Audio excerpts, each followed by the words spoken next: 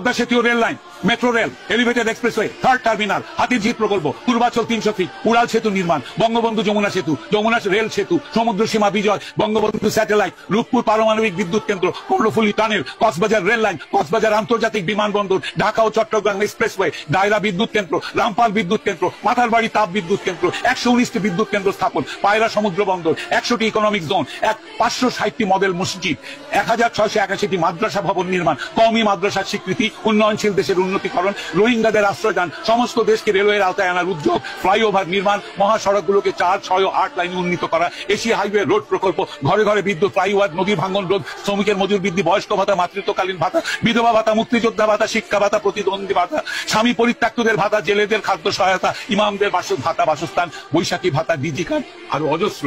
আমার দম কুলাচ্ছে না এতগুলো পড়তে। 15 বছরে যদি এতগুলো কাজ কেউ করে থাকে, তাকে কোন চক্রান্তকারী এই টাকা পাচার করার দেয়? আর সে যদি ডিক্টেটর হয়, খুব ভালো করেছে। বাংলাদেশের গত 10 মাসে প্রমাণিত যে বাংলাদেশের ডিক্টেটরশিপ না থাকলে যে কোনো মানুষ যে কোনো মানুষকে মব লিঞ্চিং করবে, ধর্মের নামে করবে, হিন্দু বলে করবে, কপারে টিপ পরেছে বলে করবে, মাথায় হেজাব দেয়নি বলে করবে, মাথায় টুপি পরেনি বলে করবে, মাথায় জটা থাকলে করবে, মাজারে বসে ফকির হলে তাকে মারবে। মেরেছে, হাজার হাজার মানুষ মেরেছে এরা।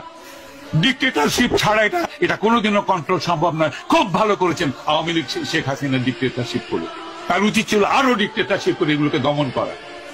এইটাই আমি মনে করি। বাংলাদেশের মানুষের কপালে গণতন্ত্রের দরকার নেই। যারা জাতির পিতাকে হত্যা করে তার 54 বছর পর তার ভাস্কর্যের মাথায় পেশাব করে, সেই জাতির জন্য স্বাধীনতারও দরকার নেই। এরা পাকিস্তানের গোলাম হোক।